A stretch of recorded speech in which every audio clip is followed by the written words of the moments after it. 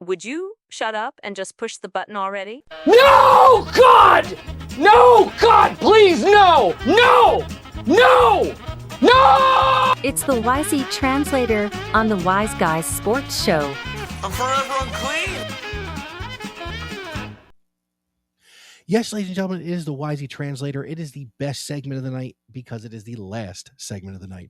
It is a time when James and I give each other names inside or outside of the sports world, and the first thing that pops into our sleep-deprived brains is what we give to you here on the show. Because you got it right this time. Yes, I did get it right this time.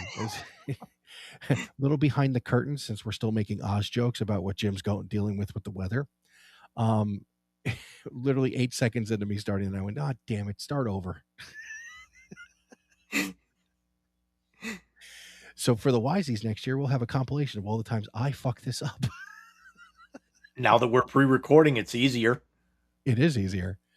So James, it is incumbent upon me to give you the first your name in tonight's Wisey Translator, and I'm going to go back to college basketball, and I'm going to give you the new head coach of the Syracuse Orange, former starting point guard Gerry McNamara.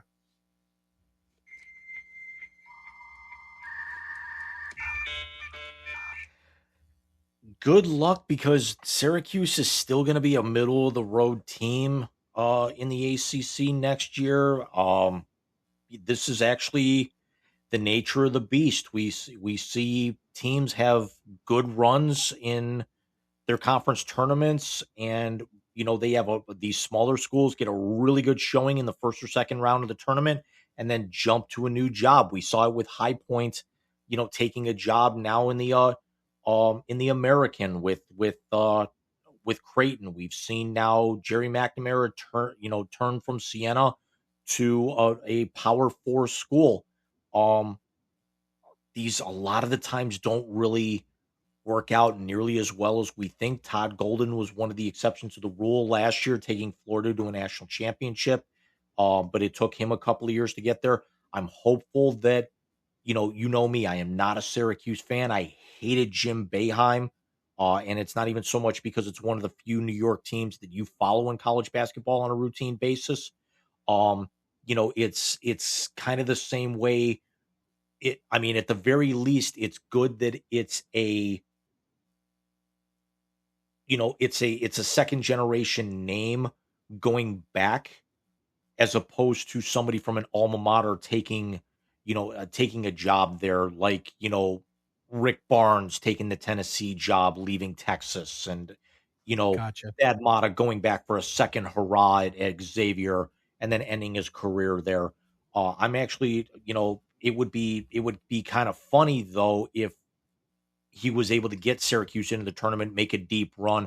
I'm not saying win a national championship. Certainly with NIL, they can't compete with Duke or North Carolina or Virginia for that matter in their own conference. But it would be hilarious, if his son can actually still do better in college than his dad could do in the pros, and that was never win a goddamn thing.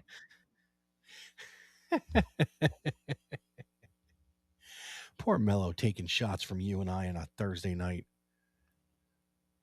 Michael, we're going to stay in the realm of college basketball, and we're going to stay along the same line here. We talk about somebody who had a job. We mentioned him during the first segment. I'd like to get your take as to where they go from here now that he's out, and that is now former North Carolina head coach Hubert Davis.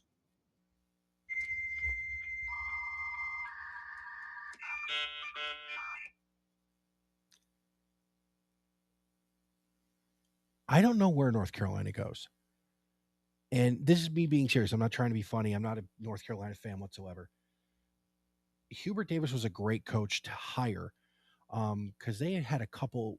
Did he take over right for Roy Williams, or was there one before him?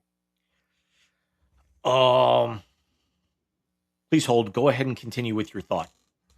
So it really becomes a lot of times when these college coaches are let go from the bigger programs, the question becomes the one I've posed to you and to John and to other people when it comes to Ryan Day. Who's your hire? Because this is North Carolina. This is not No disrespect. This is not Syracuse. This is not Ohio State. This is a college basketball power and icon. Very much like, okay. Hubert Davis did take over in 2021 after Roy Williams retired after 3 national championships. Yeah, so basically Roy Williams handed off to a guy who played in the NBA and played at Carolina.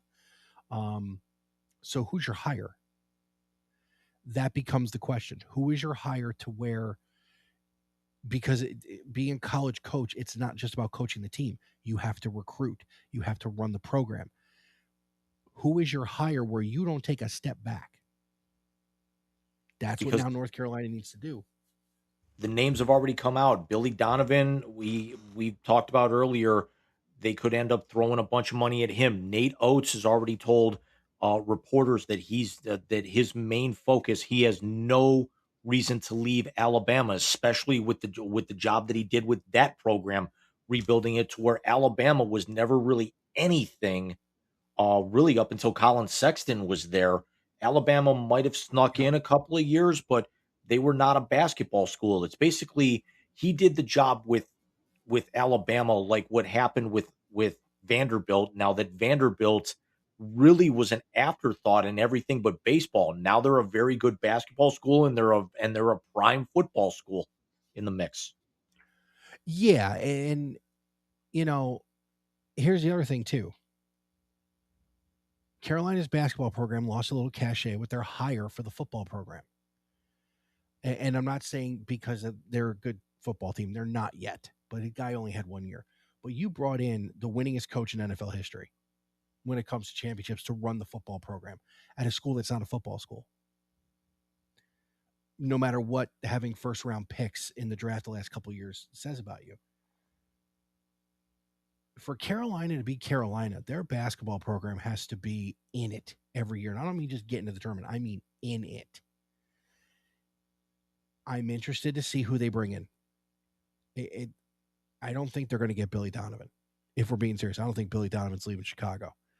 There are only certain coaches who will leave the NBA to go to college.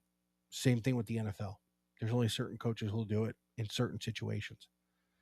The other name that I've actually heard thrown around is Brad Stevens coming out of the Celtics front office to come back to college. That's got a better shot than Billy Donovan, in my opinion. Can we actually think of really how 3 programs have really kind of turned around? North Carolina went from one of the premier programs in the country. Roy Williams steps aside. Hubert Davis comes in. They're never really kind of competitive, even though Davis won the 2024 ACC Coach of the Year honor. North Carolina was never really a threat, in that conference. It's now basically Duke and Virginia's conference, and their football program was typically always in bowls, goes out and gets the greatest coach in the history of football and craps the bed. And then we've got Indiana, who's a basketball school that can't make the tournament, and then goes out and has their football team put together 25 wins in 2 years, including a national championship in an undefeated season this year. Jim, I told you the world is going totally upside fucking down. And then, the other one, and I'm not trying to sound homerish, but Florida was always a better, football school than basketball school. The basketball school always seemed to sneak in. And now Florida, even though with their first round exit, is still a perennial top 5 power in college basketball. They are no longer the defending champions after getting knocked out, and their football program is now going to be on their 4th head coach in the last 7 years.